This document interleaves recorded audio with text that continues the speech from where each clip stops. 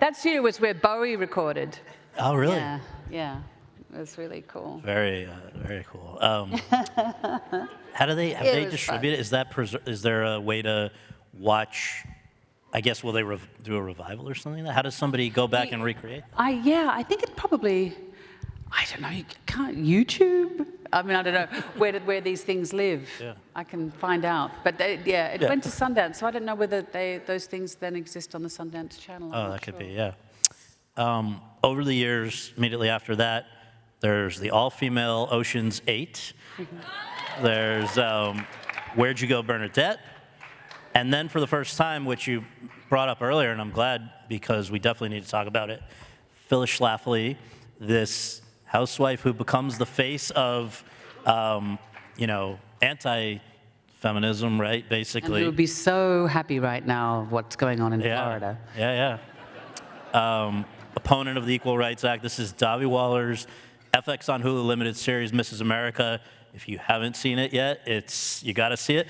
Cate gave 6 months of her life, right, to doing this, and it's pretty amazing. And I guess I just wondered, before we even talk about that character and that story, which again is one of these where eerily, timely, just the way it worked out, but to go to television for the first time since you had become a movie star, was that because film had gotten less appealing, TV had gotten more appealing, both, neither? What was, because TV definitely, I mean, when you first emerged on the scene, it would have been a step in the wrong direction to be going to do TV. Now it's what the cool kids do. So I guess I just wonder what led you to finally do that.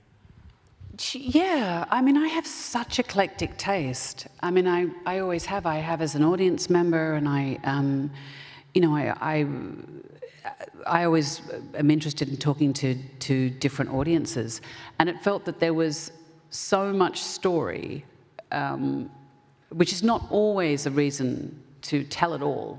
Like, just because you're trying to adapt a very fat novel doesn't mean you need to make a very fat movie or a very fat television series. Sometimes it's page 37 that is the impetus, and therefore that's. But this felt like there were a lot of perspectives that needed to be seen. So it felt that the form for that to be seen in should be television. And like our production company, Dirty Films, that we did a show called Stateless, and it was about a particular case of a German-Australian woman who ended up on onshore detention because she'd lost her passport. And so we wanted to talk about offshore detention, but reverse engineer it. And we thought, if we make it as a movie, a very small amount of people will see it. Whereas if we make it for ABC television and then stream it through Netflix, a lot more people will see that story. So you work out maybe the best way to communicate with your audience, best way to make it as well.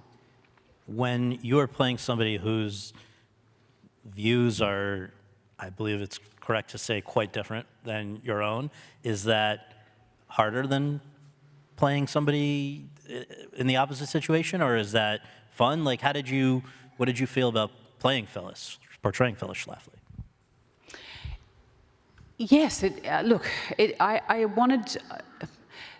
I find it really tragic that it's not just in this country, but all over the world, that women are being divided from each other along political lines that are often drawn generationally by men.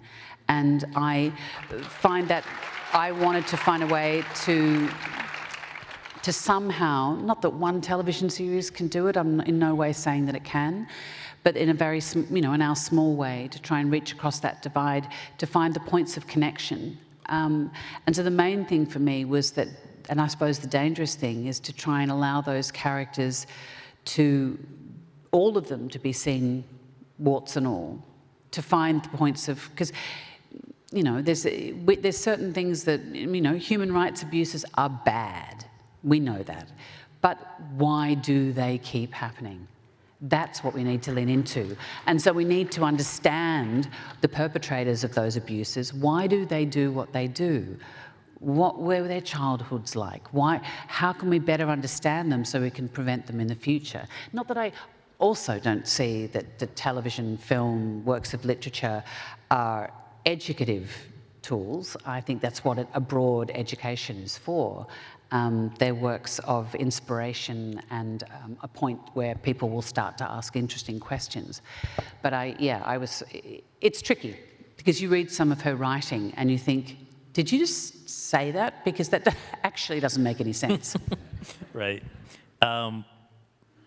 We are going to also, I want to make sure that we talk about the films that you did 2 years ago, because this was quite a contrast.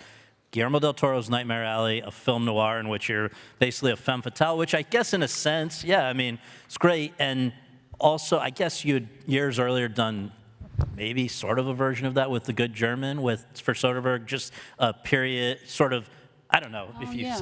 but just that part, first of all, because it felt like a lot of people remarked upon, it's like you could have fit in that era when those were actually popularly being made, film noirs. And I guess just that challenge in the same year in which you then play, this is my words, not yours, but it seemed to me a variation of Mika Brzezinski in Don't Look Up, Adam McKay's very dark comedy about, basically a lot of stuff, including our lack of action with climate change, with global warming and all of that. So anyway, just to have those two in 1 year, very, very different kinds of movies, very different kinds of parts. Yeah, well, Nightmare Alley was done, my part was done right before the pandemic started. And then the movie kept being stopped, obviously. So they finally got to finish it. So it probably would have come out earlier. But Don't Look Up was done right in the middle of the pandemic, which was really strange. I have a small but delicious little role in it. And so that was one where, if you have a wig, bring your wig. If you've got some costumes, bring your costumes. Because there was no movement of any goods or services at that particular point. And everyone was masked up. I mean, we were John Travolta in The Boy in the Bubble.